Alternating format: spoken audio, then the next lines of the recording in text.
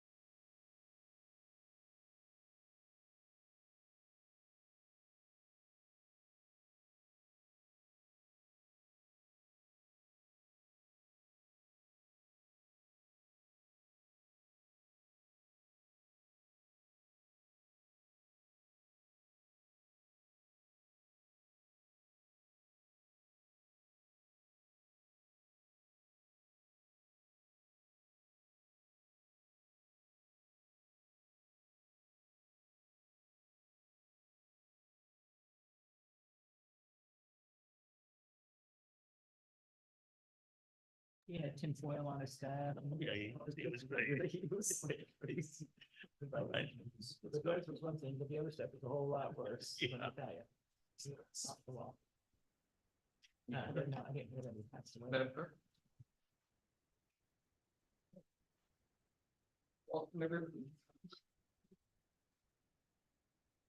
Welcome, everyone, to the Thursday, May 2nd, 2024 regular meeting of the Clear Lake City Council. Madam Clerk, can you give us a roll call? Councilmember Slotin, Here.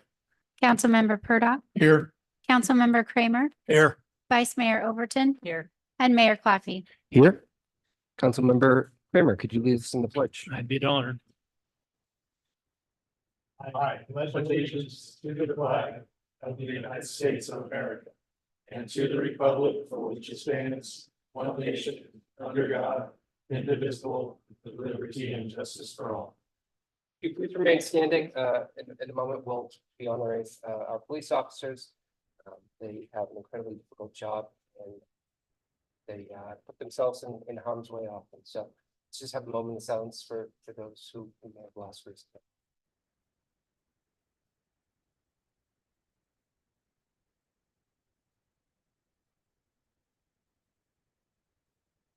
Thank you.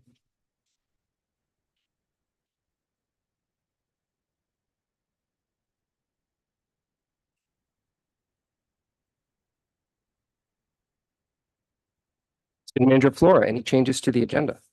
No modifications, Mr. Mayor. Any Make a motion to accept the agenda submitted, sir. Second it. I have a motion from Councilmember Purdock, a second from Councilmember Slutin. Please vote in your portal.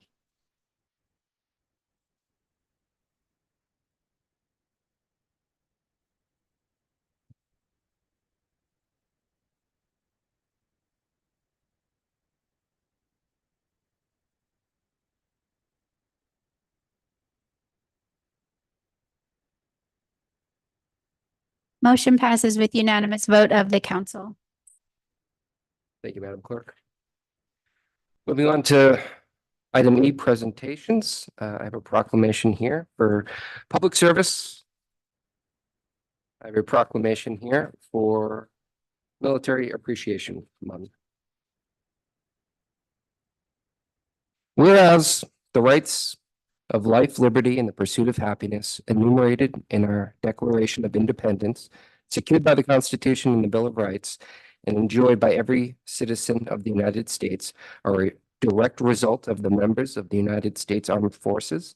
And whereas the sacrifices made by the members of the United States Armed Forces and the family members who support them preserve the liberties that enrich our nation, our state, and our city. And whereas our citizens have a proud history of service in the United States Armed Forces in both times of peace and times of war, and whereas many citizens of the city of Clear Lake continue to serve on active duty and in the National Guard and in the reserve components of the United States Armed Forces. Now, therefore, be it proclaimed that the Clear Lake City Council does hereby wish to recognize and honor all members of the United States Armed Forces, past and present, as well as their families, for their service and sacrifice, and hereby designates May 2024 as Military Appreciation Month in the city of Clear Lake. Further, we encourage all citizens to show our gratitude by the appropriate displays of flags and ribbons during this designated period. Signed by me on the second day of May 2024. And Sergeant Peralt, would you come forward, and Mr. Jones, I believe you are also a service member. I'd love to.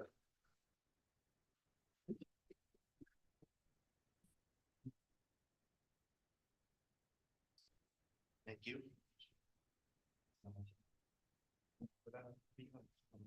I was in the Army. Long time. Thanks.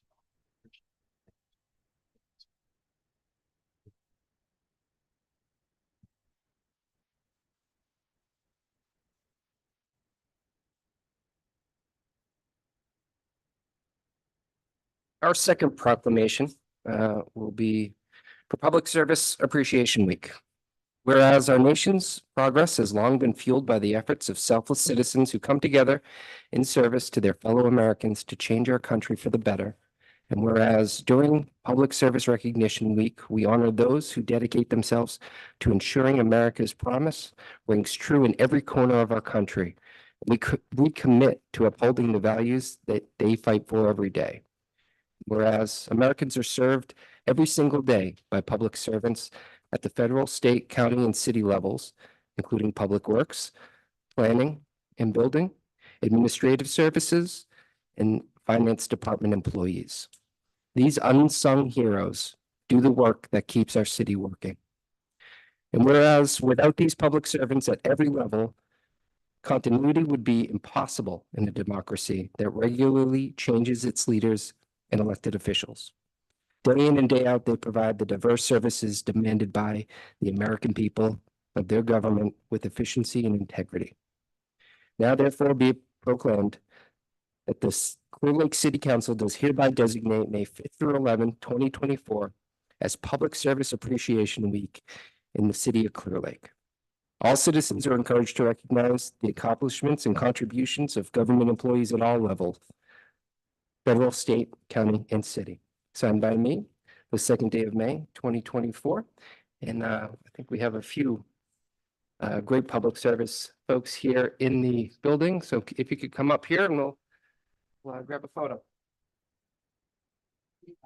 Eddie and Chelsea and Melissa.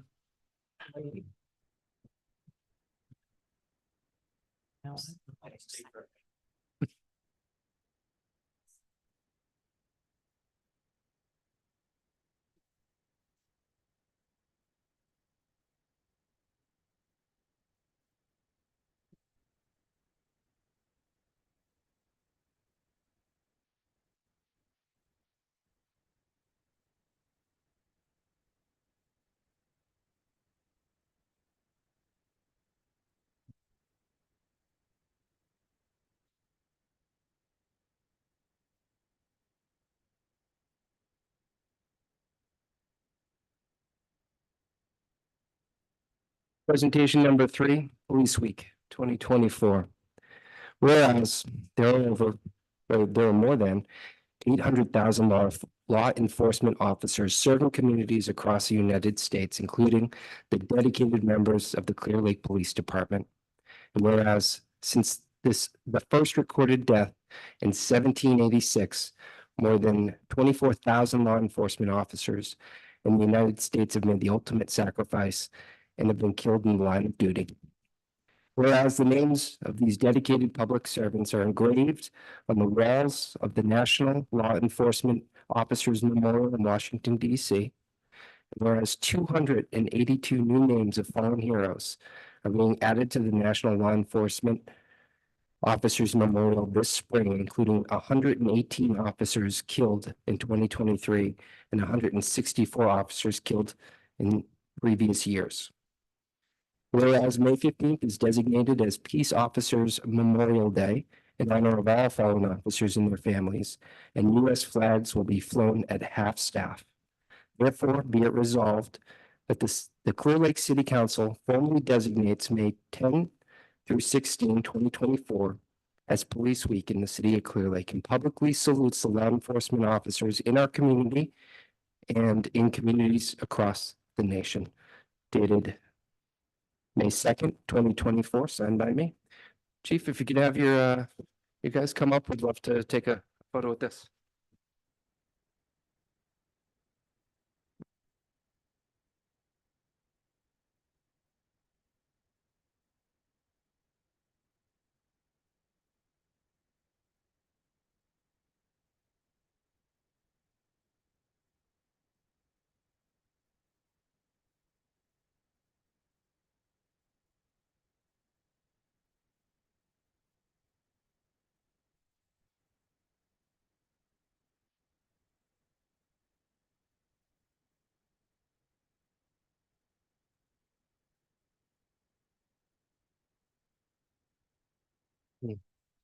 Our final presentation is for osteogenesis imperfecta Awareness Week. Whereas OI is a genetic disorder characterized by fragile bones that break easily, it is also known as brittle bone disease. A person is born with OI and is affected throughout his or her lifetime. And whereas these are there are different types of OI with a range of severity from mild to life-threatening. And whereas because there's no cure for OI, treatment focuses on minimizing fractures and the surgical correction of deformity, reducing bone fragility, maximizing mobility, and independent function. And whereas increased funding for education and research are needed to help find more effective treatments, and whereas the OI Foundation is declaring May 4th through 11th, 2024 to be National Osteogenesis Imperfecta Awareness Week. Board members, staff, medical professionals, and volunteers are joining together to focus on OI in an effort to increase awareness. Therefore, the City Council of the City of Clear Lake hereby proclaims May 4th through 11th, 2024 as National Osteogenesis Imperfecta Awareness Week in the City of Clear Lake in support of OI Foundation's efforts to raise awareness of this rare disorder. Signed the 2nd day of May, 2024 by me, Mayor Coffey. And do we have someone here to accept today? Okay, we'll get this out to you. Thank you.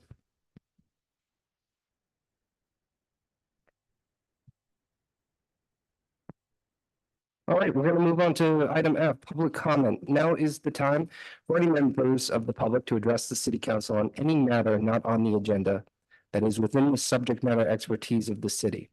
The Brown Act, with limited exceptions, does not allow the council or staff to discuss issues brought forth under public comment. When you come forward, please state your name and city of residence. And is there anyone here in the chamber? Come on forward. Public comment is limited to 3 minutes. Hello, please bear with me. I don't speak publicly. My name's Michael Graves. I live here in Clear Lake. I've lived here since 1969. I'm a water treatment operator with the Highlands Water Company. When I speak today, I only speak for myself. First of all, I love that picture. That is great. Whoever picked that, kudos. But to get down to business, the reason I'm speaking to you tonight is in regards to my company's annual shareholder proxy vote, which was on the 10th of last month of April. All 5 board of director seats were up for a vote. Now, it's the right of any shareholder of our water company to vote on any incumbent that is up for re-election. But this is what I saw.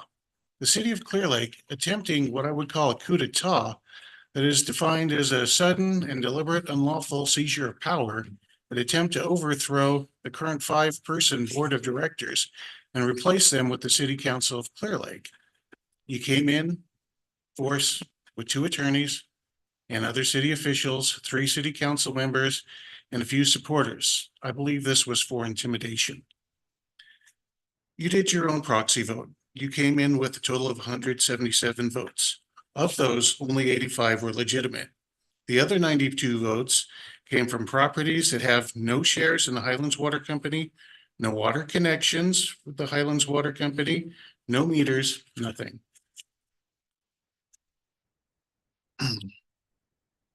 Only, please bear with me. Only shareholders of the Highlands Water Company can vote in the proxy election. These other 92 votes, I don't understand what your reasoning was with this. If you're trying to force in a gray area, trying to confuse the board of directors, but it was not the right thing to do. And the Highlands Water Company had 217 votes in favor of the current board of directors. Now, I believe you're intending to challenge this election in court. I wonder why the city council would want the Highlands Water Company so badly that you would do this. Well, I'm a surface operator treater with a, this is a very eutrophic lake. You cannot improve the quality of the water that we produce. You can't improve the quality of the service. Sure, we do have an antiquated system, but like the old Brooklyn Bridge that has thousands of cars passing it every day, it still works because it is maintained. So I wonder what this is all about. And I think it's a grab for revenue by the city to fill the city's coffers. If you get a hold of the board of directors, you can start doing things like moving water lines at a reduced rate that would fall back on the ratepayers. I believe the ratepayers, the money that they pay every month would skyrocket. I believe if you got total control and convince the ratepayer, the shareholders to sell their shares, it would be at the point of no return. All the prices would skyrocket. Mr. Graves, so you're at time, if you just want to Is there- summarize. if you Okay. could. All in all, I will say one thing when we're out working, people come up to this. First thing they always ask us is, when are the streets going to be fixed? We have to tell them every time that we're not affiliated with the city. But that's all I wanted to state. Thank you. Thank you, Mr. Graves. Any other comments here in the chamber? Seeing no one coming forward, Madam Clerk, any comments on Zoom? There are no comments on Zoom, Mr. Mayor. All right, I'll close public comment and move on to the consent agenda. Any member of the council want to pull an item from the consent agenda? Any member of the public? All right, bring it back to council for a motion. Mr. Mayor, I'd like to make a motion to accept the consent agenda as presented. I'll second that. A motion from Councilmember Kramer, a second from Councilmember Sluten. Please vote in your portal.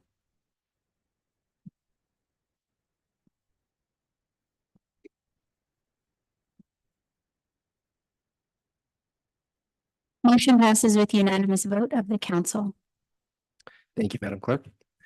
On to business item 7, continuation of the Director of Emergency Services / City Manager's proclamation declaring a local emergency for the winter storms. Madam Clerk. I'll take this one. Okay. Briefly, and then I'm going to turn it over to Director Labus. So this is something that we normally just have on the consent calendar. The council is required to extend it every 30 days until the emergency is passed. So in this instance, I know, the council's been interested in this and there are a few things coming together on the emergency repair. And so we thought we would give the council a little bit of an update on that project before you consider extending the emergency. So I'll turn it over to Director Labadie to give the council an update.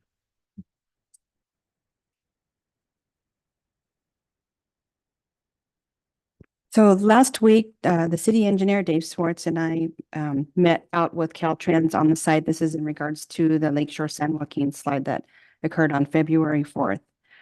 After taking a look at that, as well as a previous visit with OES, it was determined that we were deemed to be eligible for funding for this project. We are currently putting together a damage assessment form with an engineer's estimate and a site plan to submit for funding, and currently have design in process with the geotech engineer, as well as procuring the contractor for this work. So we will be reimbursed at 100% if we complete the project by October 30th. So we're kind of moving quickly on this. And so that's where we stand. We believe we need to continue this local emergency order until we get this project completed. Only thing I was at is it is going to be an expensive project, so it's good for 100% replacement, but we're expecting the cost of the repair to be close to $4 million. Any questions from the council aside from profanity? So how often we're gonna have to bring this back until the project is totally finished? Yes. Okay. Any other questions? Essentially, the emergency will be eliminated once the repair is done. Thank you, City Manager. Thank you for, Yeah, go ahead. I thank you for bringing this to our attention, because $4 million is a lot of money, and it's great that we're able to get our local other representatives in the state to acknowledge that this would be a cost that the city probably wouldn't be able to carry. So thank you for doing that. All right, I'll open up for public comment. Anyone have come on forward? Please start with your name and city of residence.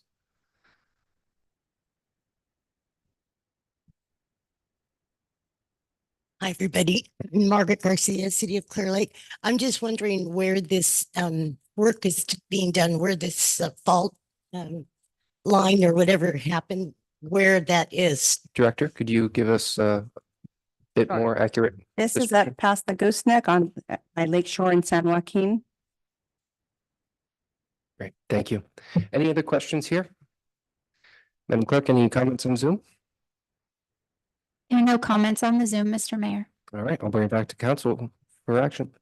Move that we continue the proclamation for emergency, continue the continuation of Director of Emergency Services City Manager proclamation declaring the local emergency for the winter storms. Second chat.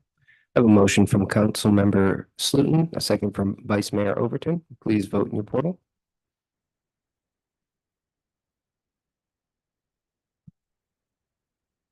Aye. Motion passes with unanimous vote of the council. Thank you.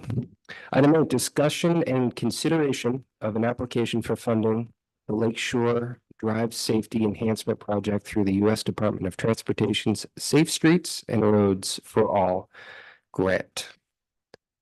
Director Leyba. Thank you. The City Council is being asked to approve Resolution 2024-19, endorsing the Lakeshore Drive Safety Enhancement Project and authorizing the application to the U.S. Department of Transportation, Safe Streets and Roads for All grant and letter of support.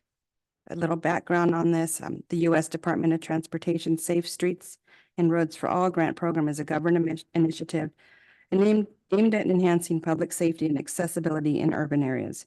It provides funding for projects focused on improving infrastructure, implementing traffic management measures, enhancing pedestrian and cyclist safety, and promoting community engagement to create safer streets for all residents. This grant aims to reduce accidents, encourage active transportation, and foster inclusive and vibrant communities. Through this program, the city is proposing the Lakeshore Drive Safety Enhancement Project to significantly improve road safety along approximately 1.03 miles of Lakeshore Drive from 300 feet north of Olympic Drive to Highway 53, enhancing accessibility and safety for all users, including pedestrians, cyclists, motorists, and the disabled. This application seeks to secure federal funding in the amount of approximately 16.9 million, committing to provide a non-federal match of approximately 3.38 million through competitive funding from SB1. So council is being asked to approve resolution 2024-19. Thank you, Director. Any questions? Councilmember Sutton? With this, I understand that the design is started and the surveying was done to it, and they're in some phase of design of this. Yeah, we're at about 35% complete on design. Thank you. Any additional questions from council? If not, I'll open it up to the public. Anyone here in the chamber? Yep, come on forward.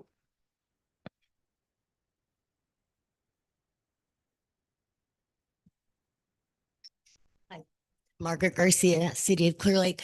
I'm wondering what kind of work they're planning for the safety on Lakeshore Avenue, because I know there's a lot of pedestrians that have been hit and killed.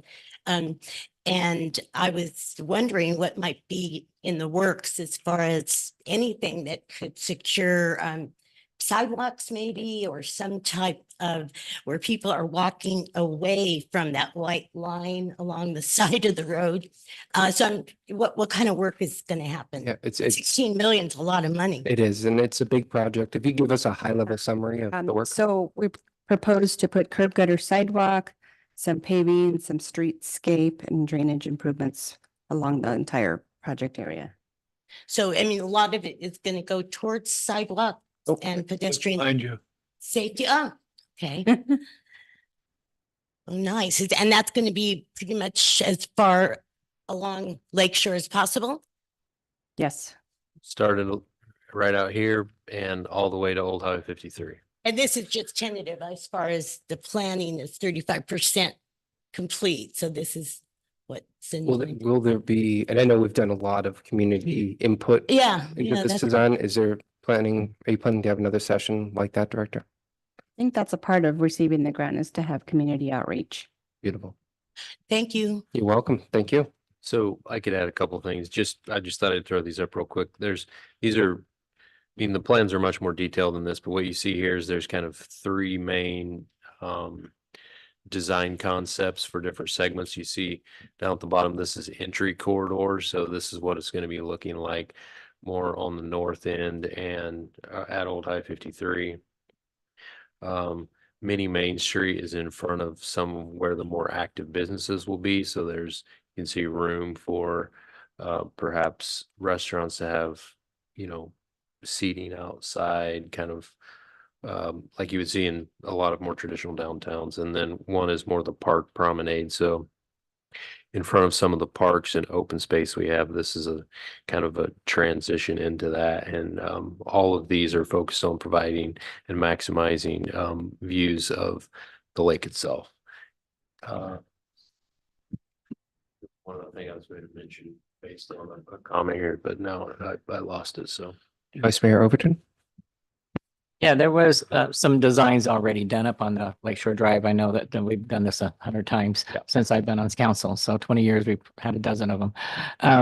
One of them that I did like though was the one where it narrowed and, made the corridor a little narrower. So people have to slow down. It's been, Traffic calming. yeah. So are we going to be looking into doing that? So yeah, there's a especially lot of by that. the And that side actually was the crosswalks. comment. I mean, there was a lot of planning done, just very little action over the years. And so when we hired this design team, we gave them all of the studies that were done previously and asked them to incorporate as much of that input as possible.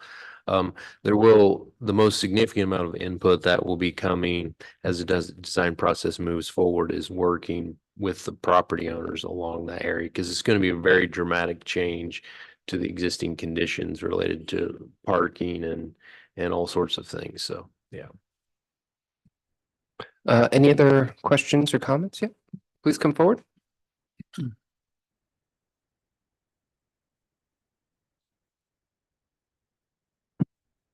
My name is Jennifer Martin and I live in Lakeport. With regards to the design, my daughter's disabled and what I noticed a lot of times, the sidewalk should be done and be all, with the trees and whatnot, but there needs to be more lighting, especially if a crosswalk crosses a road where it's not a corner. A lot of times people don't notice the crosswalk or over wear and tear in the years, that's not very visible. And so a lot of times I think there's more need for like something that signifies someone's at this crosswalk and wants to cross, but I don't know, maybe like a lighted crosswalk or a sign that lights up or something that says there's a crosswalk and someone's there waiting to cross.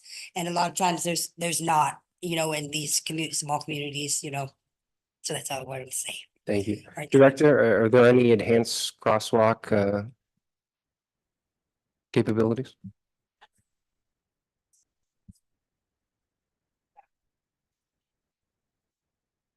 Great. Did you There cover will that be street lighting throughout the project as well, but yeah. issue? Thank you. All right, any other questions here in the chamber? Seeing none, any comments on Zoom? There are no comments on the Zoom, Mr. Mayor. Councilmember Proto? Just a quick piece of information for the community. Ms. Leyva, I know we've been working for quite some time now and you've been in design for a while. How many miles of street do you plan on working on this season? For road paving, for residential street surfacing? 20 miles within the city of Clear Lake. About the percentage, how much percentage for total streets? 20%. That's excellent. And how much have we already done in the last 3 years, 4 years? Miles. I know it's off the top of your. Yeah, It's over 35 miles. So we'll have 5 years. over almost 60 miles to be paved or repaved in the last 3 or 4 years. That is excellent. We made very little progress. Sounds like a Thank lot you. of wonderful progress. Any other comments or questions from council?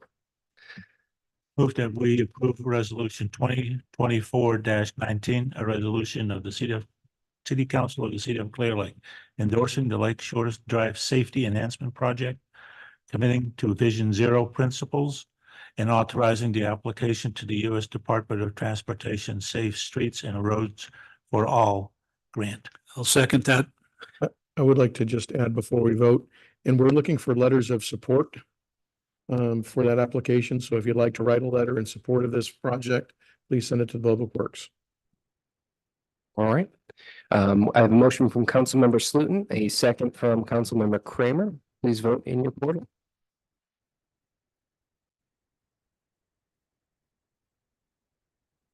Aye. Motion passes with unanimous vote of the council. Thank you. Moving on to item 9, discussion and possible action regarding foreclosure actions for properties with significant administrative fines. City Manager Flora. Yeah, I'll provide a very brief introduction to Lieutenant Peterson. So he'll go through the data, but this is just sort of an example of taking the next step in sort of our code enforcement efforts.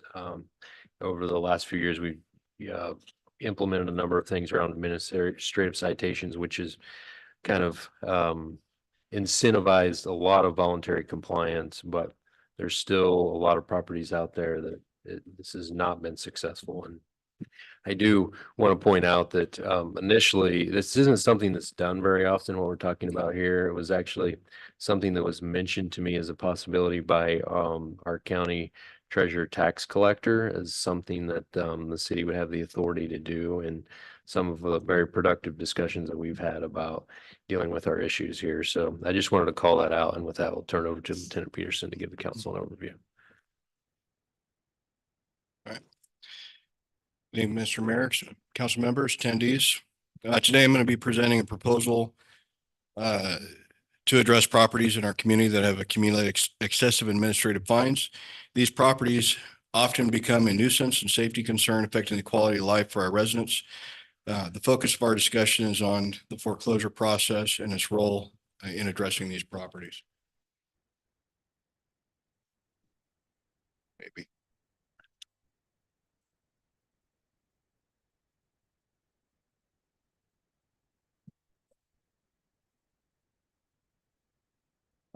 In 2023, we opened 1,985 code enforcement cases. Of these, 1,334 resulted in voluntary compliance, reflecting a compliance rate of 67.2%.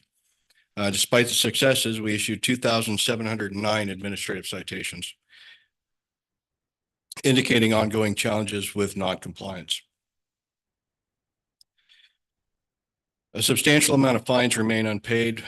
Currently, during that time, there was $261,619.17 paid out of the total 1,395,372 issued, demonstrating a significant enforcement issue. Administrative citations have been an effective tool for enforcing city codes and ensuring properties meet safety and aesthetic standards. However, we've encountered some issues with compliance. Despite issuing citations and fines, certain properties continue to violate city codes, leading to an accumulation of overdue administrative fines. The lack of compliance not only impacts the individual property, but also the surrounding community. As a result of continued non-compliance, some properties in our city have accumulated excessive fines. These properties often have ongoing issues like trash accumulation, unsafe dwellings, and other code violations. These conditions create safety hazards, diminish property value, and negatively affect the community's appearance. Foreclosure may be the necessary step to address these problematic properties and ensure compliance with city regulations.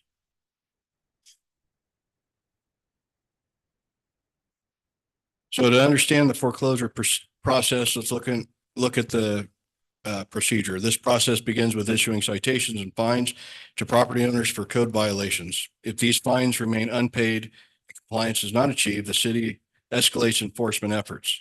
When all other measures fail, we place a lien on the property for the cost of the abatement and/or the unpaid citations. The city is then allowed to foreclose on the lien. This process is legally supported and provided a pathway for the city to reclaim and potentially repurpose the property.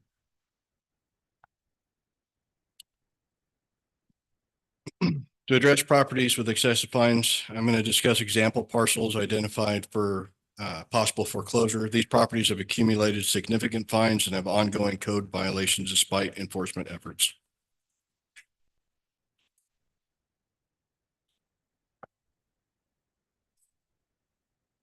This is 14081 Woodland Drive. You see the amount due at this time is $25,803.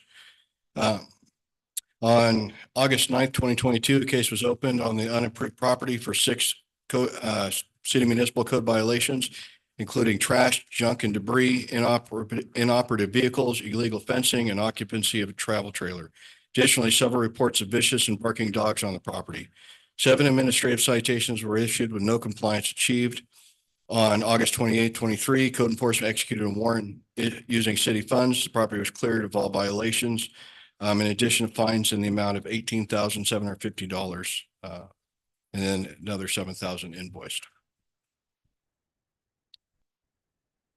3864 Liddell, as you can see the amount there.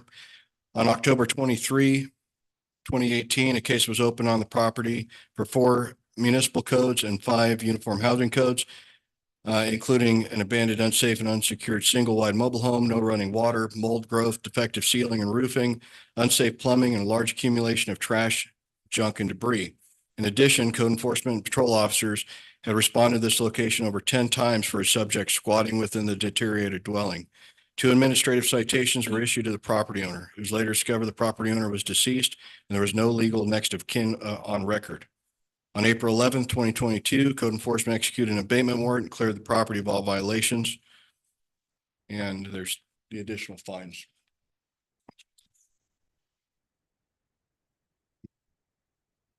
This is Bill Away. Case was opened on April 28, 2015. 15. Negative contact with the property owner for the duration this case was open. An administrative citation was recorded as a lien on August 21st, 2017 in the amount of $7,500. Property was in violation of 7 city municipal codes, 5 uniform housing codes, including abandoned and deteriorated dwelling, unsecured and unsafe dwelling, broken windows, deteriorated roofing and flooring, graffiti, accumulation of trash, junk and debris, and overgrowth of vegetation. On August 1st, 2022, code enforcement executed an abatement warrant and all violations were cleared from the property.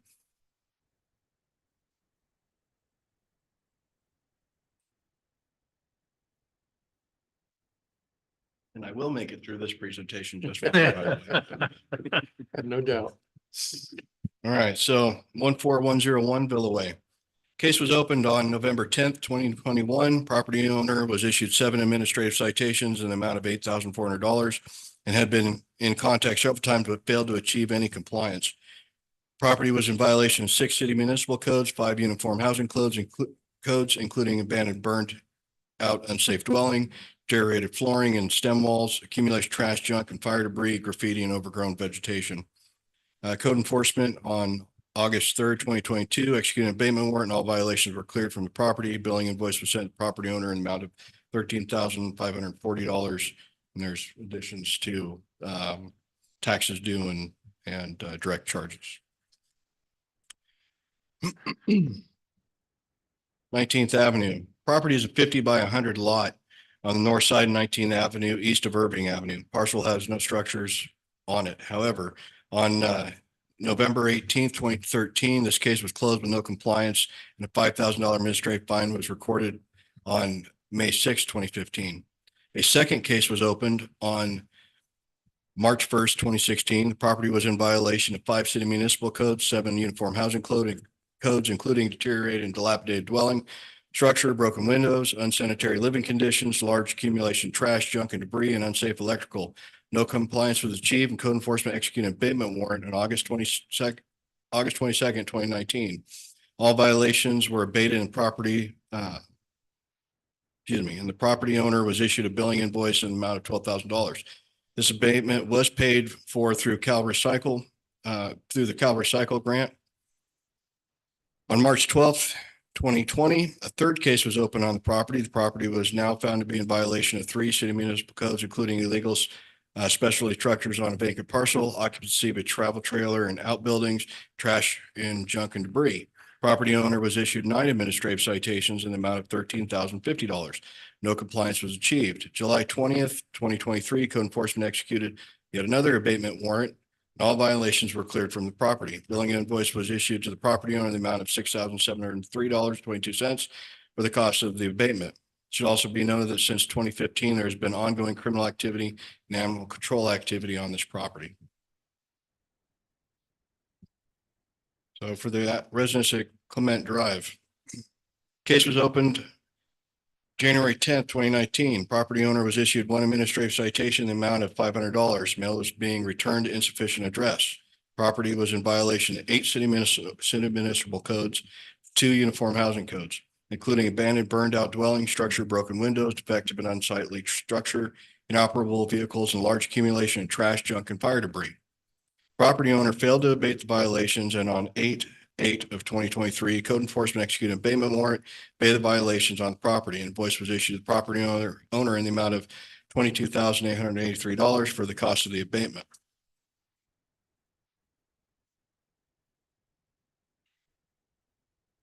This address on Ukiah, case has been active since January 11th of 2022. Property owner has been issued 10 administrative citations and attended 1 compliance conference with the city attorney on December 6, 2022. The owner agreed to a compliance agreement at said conference, but failed to comply. Property remains in violations of 4 city municipal codes, including trash, junk, and debris on the exterior of the property, inoperative vehicles, illegal fencing installed along the perimeter of the property, occupancy of an RV and a dilapidated outbuilding on the south side of the property. The address on Monterey Drive. Case has been active since February 23rd, 2022. The structure that originally was there burned down during the sulfur fire. Under the sulfur fire emergency declaration, the owner was issued a temporary use permit to occupy an RV and travel trailer on the property for a specified amount of time. Property owner failed to submit plans or rebuild during the grace period permitted by the city, and the temporary use permit expired. Property owner has been issued 17 administrative citations and 4 parking citations. However, the owner scheduled an appeal hearing, which was held on May 18th of 2022, and failed to attend the hearing. Another appeal hearing was scheduled and held on September 22nd of 2022. The owner attended the hearing. However, the independent hearing officer denied the appeal. Property remains in violation of 3 city municipal codes, including abandoned travel trailer, storage of a travel trailer on a vacant parcel, and part-time occupancy of a travel trailer of an unimproved parcel. The address on Peony Street. Case has been active since May 2nd, 2022. Single wide mobile home burned down May 1st of 2022. The owner had made contact with code enforcement early on, stating it was his intention to obtain a demolition permit and clear the property. However, they never complied, and 8 administrative citations have been issued. On January 2nd, 2023, an occupied travel trailer was observed on the property. Property remains in violation of 4 city municipal codes, including an abandoned and deteriorated structure, accumulates trash, junk, and debris, fire debris, inoperable vehicles, and occupied travel trailer.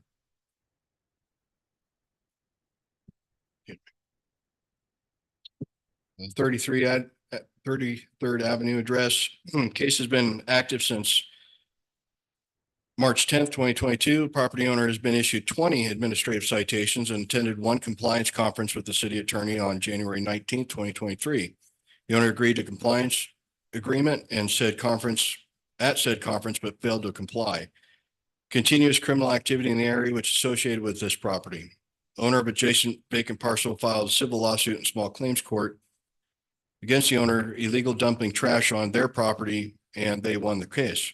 Due to the conditions of the exterior of the property and ongoing criminal activity, a civil inspection warrant was executed on 9/27 of 2023. No additional violations were located within the structure. In addition to ongoing criminal activity in the area associated with the property remains in violation of 2 city municipal codes, including a deteriorated and unsafe deck, large accumulation of trash, junk, and debris.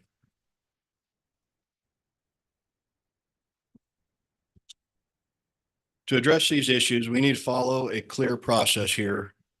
Here are the next steps for initiating foreclosure and addressing overdue fines. Hold public hearing, record a lien on any property that does not already have one in place. In the case of several parcels on the example list, there are existing liens, but additional citations, other costs have accumulated, so the liens should be re-recorded and updated for the amounts. You can also issue, next would also be issue a final notice and initiate foreclosure proceedings for identified properties. This step ensures that all property owners are given one last opportunity to address the fines before we proceed with legal action. In conclusion, proposed foreclosure process is a necessary step to address properties with excessive administrative fines. By taking action, we aim to improve safety, maintain property values, and enhance the community's appearance. I'm happy to answer any questions you may have or engage in further discussion on this topic. Thank you, Lieutenant. Any questions here from the council? Yeah, yes, Lieutenant. The last few properties, fines were still relatively small, but it appears that they have not been addressed. The cleanup hasn't been completed on those. Correct. And though the fines may be relatively small, the late fees and things continue to accumulate. Okay, yeah, relative to the others small, but they, at the same time, they have yet to be abated. Correct. There's no attempt to comply. Yeah, I mean, I know the council is aware, but just for the public's benefit, I mean, the citations aren't intended as a way to generate revenue for the city, but a way to get compliance with municipal codes. And in many cases, it's very effective in doing that. Obviously, in all cases, it is not. And so, when it's not, what do you do? And I think this is one step that we think you know, could be effective and would like to try it out. For example, a number of the properties that Lieutenant Peterson showed, 6 of them are vacant lots with that have sewer and water connections. Previously had electrical service at the property. And as you know, we've been talking a lot about fees for building and all that sort of thing. Those are really the most expensive, sort of permitting type fees that come up when building is water, sewer, and electrical connections. And so, I've had interest from developers in being very interested in these type of lots to come in and, purchase them and put new homes on them. So I think it would be a really good opportunity. As Lieutenant Peterson mentioned, this is just kind of, I asked them to come up with like 10 examples to show the council. So tonight we're not asking for specific action on any of these properties. In fact, in kind of going through the research on this, the treasurer tax collector is doing a tax sale later this month. 2 of the parcels on this list are actually going to be on that tax auction. So there would be no need at this point for us to record new liens, and we'll just let that process move forward and see how that plays out. And then, we could circle back to this later on those 2, but this just gives you a flavor of some of the kind of worst ones out there as far as, a lot of citations haven't created compliance, or the city has invested a lot of money in abating and cleaning up the nuisance that's there, but it sits and it could be put back into productive use. Vice Mayor, sorry. Vice Mayor Overton. My understanding is will this be something that comes back to the council every time we want to foreclose? We're going to have a list and we're going to approve it, or is this something that's just going to be? So to foreclose, we have to have a lien on the property. Once we have the lien, then we can foreclose on that lien. So what we're saying here tonight is, yeah, this sounds good. We think, we would like for you to take some of these additional steps. So what we would do then is go back, and we could pick Mr. Lambert has quite the list of ones we could go after, but I told them let's come up with 10 or so to try this out, see how it goes. We'll hire a foreclosure company if we move forward to do this. Eventually we may be able to do that process in-house once we've been through it, a few times. But so if the council likes this approach, what we do then is come back with sort of this list, probably 8 properties without the 2 that are going to tax sale. Hold a public hearing, ask the council to record new liens on those properties. Then once that is done, then we would initiate foreclosure on those. All right. So what happens with the ones, because I see that probably there was a couple of them that might have people living in them. So if we foreclose, do we have to evict them also? So there's a process for that. And again, that's part of the hearing process I described, giving them another opportunity to come to compliance. I mean, the goal is for compliance, not for, and that's a true concern. I mean, we have a housing crisis as it is. Right, yeah. We would prefer people comply. I mean, there's a lot of resources out there. My code enforcement officers are diligent with providing, these homeowners, properties owners to be in contact with, profit groups or nonprofit groups like CC4C, who's been a wonderful partner of ours, and so it's the whole goal is compliance, getting that neighborhood back up to where it should be. To give you an example, the property on Woodland, we gave them every opportunity, tried to work with them, and nothing happened. We had animal control out there and just everything we could do. And once that property was cleared and abated, I drove down Woodland and I saw 2 children playing soccer in that little open lot, where before they couldn't have been playing in their neighborhood because of the vicious dogs and things that were there. So, and there was a person living in that travel trailer at that time, and it's who do we really want to affect here? I mean, now I have children being able to enjoy their neighborhood, where before I had someone who was hoarding animals and causing more chaos. I agree. And I do have to give your people credit because I have a senior that was having problems and got a violation and didn't know what to do. And he was very good about giving her a list of maybe some options for her, even though sometimes they're so stressed and there she's calling me crying. But like I told her, you have to make the phone calls. You know, I can't do that for you. But he was very nice about trying to help her find a way to clean up her property. So I give them kudos for that. I really appreciate that they were really trying to help her. Sometimes they just have to kind of do some things on their own too, but your officers were very good about Thank you. trying to get her some help. Yeah, I'm very proud of my officers. I'll make sure I relay that to them. Thank you. Councilman, Had something to that as Yes. well. This is just another tool with the code enforcement, right? We obviously try to do citations that gets compliance. This is one more opportunity for code enforcement in the most extreme cases. You know, the other tool we've used before is receiverships, and that would be something we would evaluate if any of these are possible receiverships. But as you've known, going through those take a long time. You don't have much control because it's kind of at the will of the court. But I think your point, Councilman Overton, is maybe this isn't the right for every single one of them, depending on occupancy and stuff, but the council will have individual properties before it to evaluate what the best course is. Councilmember Purdock. Thank you, Lieutenant. It was very well put together and detailed report. Appreciate that. Also want to thank you for the patience that you show as we move through the process. Our multiple cases took at least 2 years, some of them longer than that. And I know that through that process, you're working with the property owner. You're trying to also calm the neighbors that are having to live with these properties right next door, with all the other things that you didn't mention, the smells, the bugs, the rodents, those other things that are impacting those neighbors. But we also have a duty and responsibility to protect. And again, I appreciate that. And I know it's a kind of an arduous process.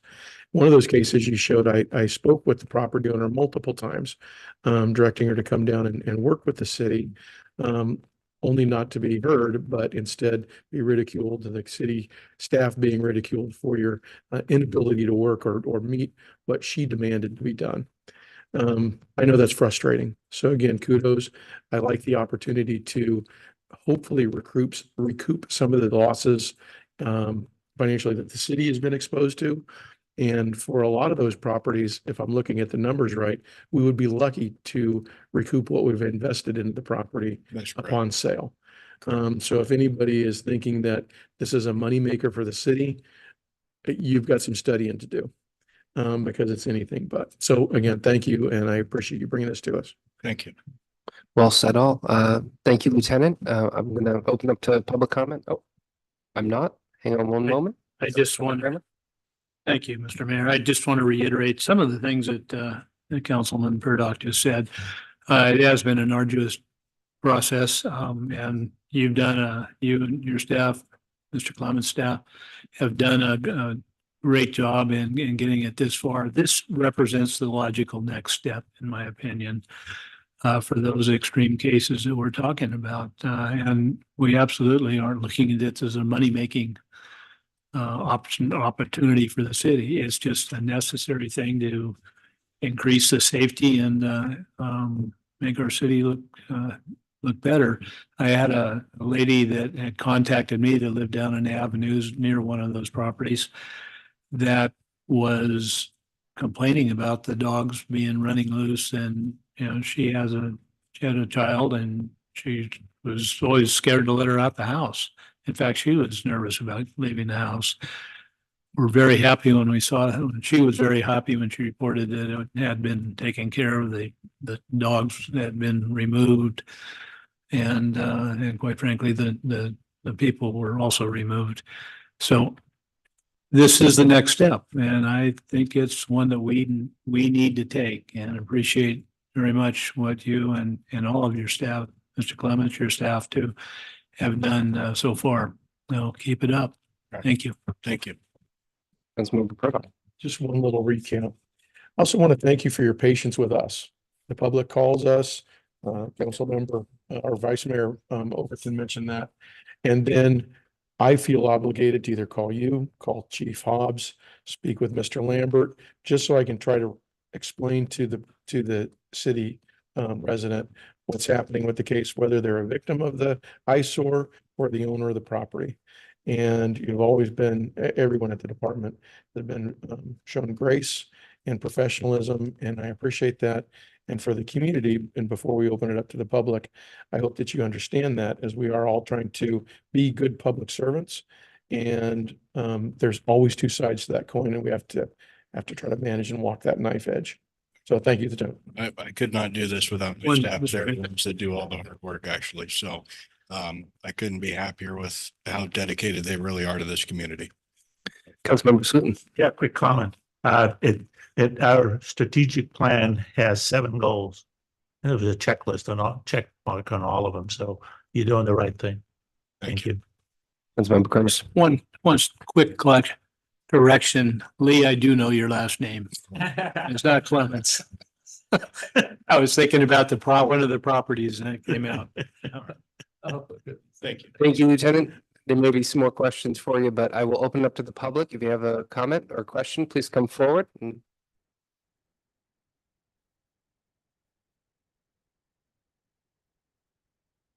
Hi, my name is Cheryl. I'm from Clear Lake, and I did one of these houses along with code enforcement, and it was years and a real long process.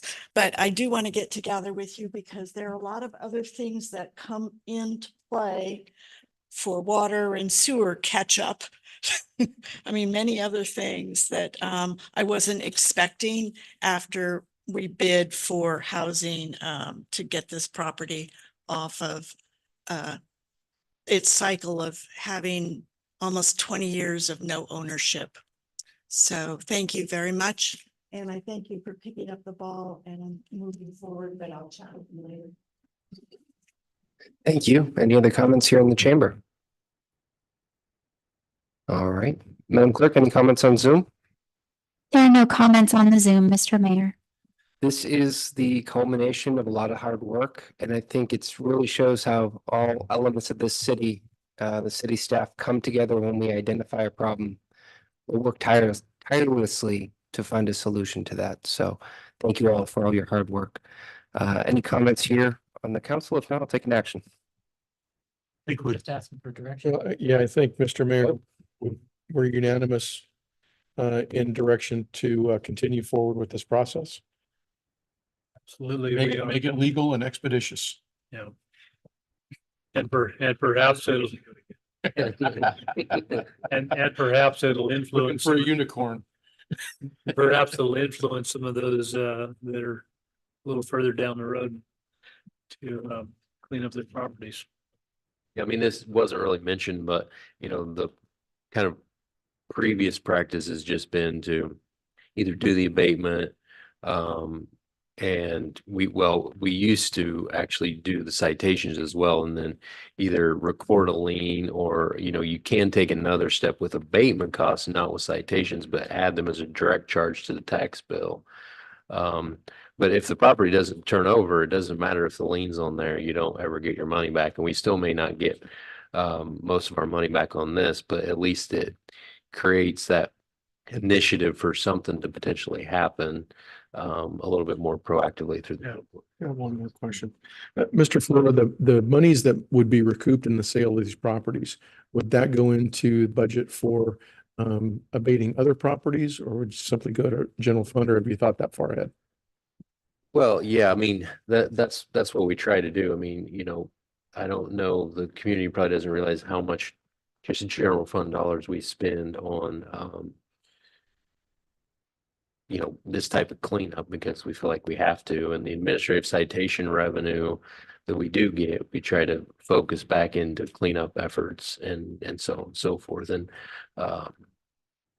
you know, we're in a position to be able to do that because most of code enforcement actual staff efforts are grant funded. And so, yeah, we try to recycle that. I mean, we may be in a position on some of these, if there's not any action, the city might be able to use some of our housing funds to actually purchase them and try to put even a little bit more effort into packaging them together for someone to buy. But my feeling is that a lot of these vacant lots, especially if they're on a public road, will be picked up and built on relatively soon. Thank you. Any further comments? If not, Mr. Floor, you have your direction. Please proceed. All right, we'll move on to the city manager and council members report. Mr. Floor. I don't have too much to add tonight. Just a couple of things. Hopefully I'm not stealing any thunder from Mayor Claffey or Councilmember Slotin, but this is something that came forward as at our rec agency meeting last week, but there's some resiliency center funding that's available.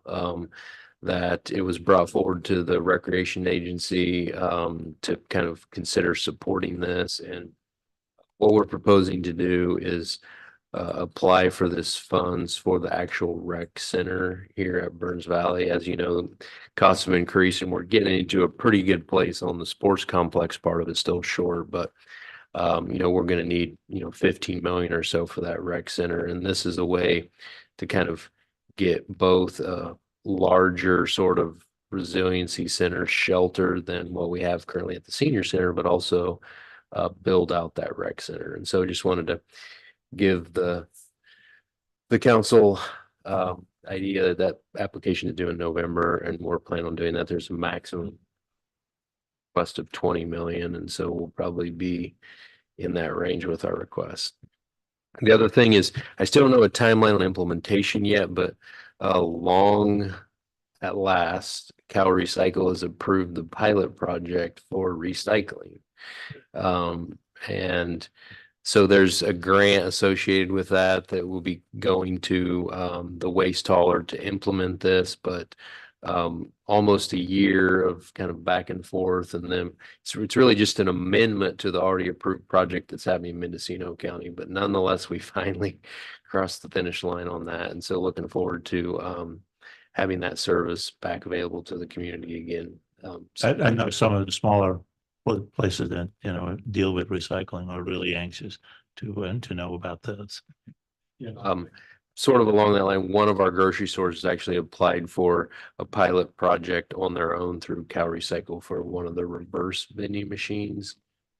Try that out at their property. So we'll see if that comes together. I've seen them work in, there's numerous ones in Oregon that Other states are, much ahead of where California is in this area. That's where. Thank you. Councilmember Slotin. I also attended the recreation committee meeting. Not much to tell about afterwards. The manager Flora said. I did went to a social event that both our state representatives and federal representatives were there, and they all really like what they see here in Clear Lake and want to help us any which way they can. So I think we have always.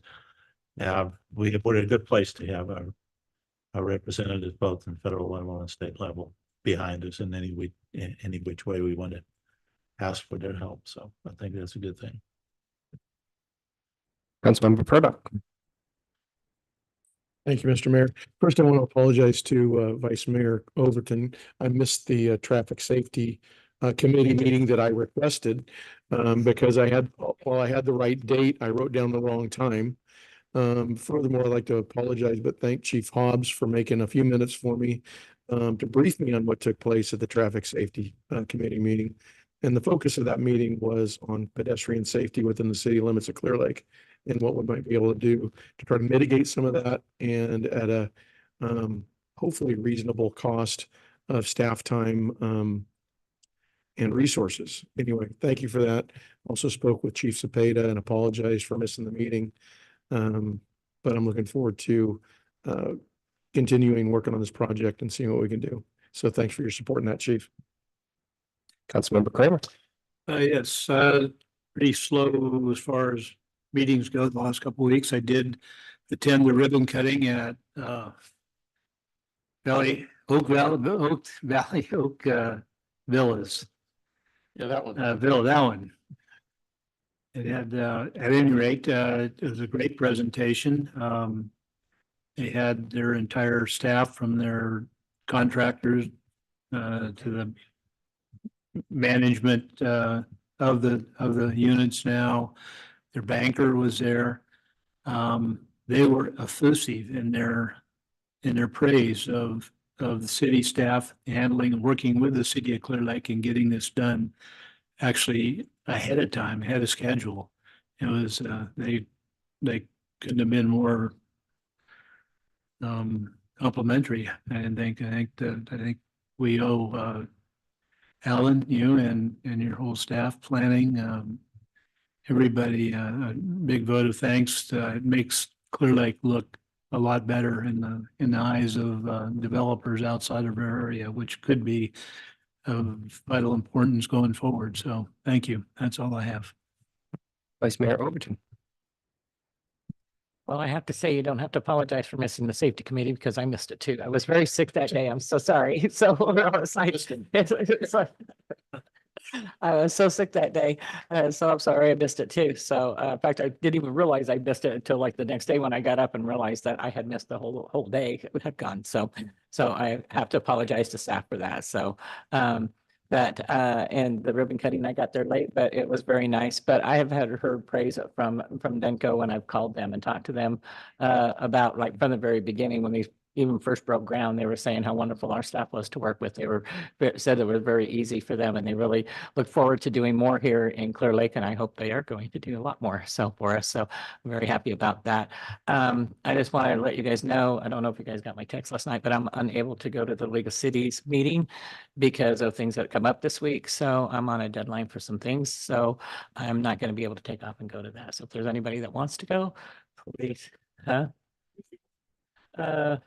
Are you the alternate or yeah, Russ was the alternate at one time. So, but anybody can go. I mean, any council member can go if you choose to. So I was trying to give you guys a little heads up that I thought I was going to get done with things, but I just can't get it done. So I'm sorry I can't go to that, but that's all I have to report. Thank you. You guys reported everything I was going to report on, just some context with the Lake County Recreation Agency. Special thanks to Supervisor Pyska and Ms. Logsdon over at the county for identifying that grant. That's one of the powers of that JPA, is that we're all working together to find opportunities. And then, of course, everyone pitching and saying, yeah, this is the right opportunity and we want to pursue it. And then the wonderful Danco project over here, they leased out that building in a week. Just shows the need that we have in this community for quality housing. And we hope we can do a lot more with Danco. They're a wonderful partner.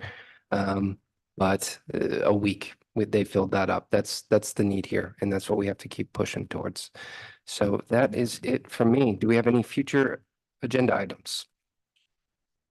Hearing none, I'm going to move us to closed session. Thank you all.